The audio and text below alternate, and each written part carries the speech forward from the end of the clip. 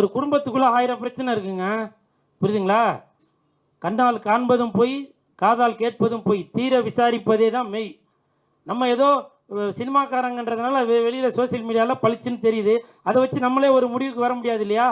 அவங்க ஜெயம் ரவி அவர்கள் கூட வந்தவங்க, அவங்க கெனிஷா அவர்கள் ஃப்ரெண்டா இல்லை இப்போ எதுக்கு வந்தாங்கன்றது நமக்கும் தெரியாது. இப்போ என் கூட தான் என் கூட 4-5 தம்பிங்க வந்திருக்காங்க. எனக்கும் அவனுக்கும் இப்போ எதனா உறவு இருக்குன்னு ஆயிருமா? இல்லை. அதை நம்ம தப்பாக பேசிட முடியாதுல்ல.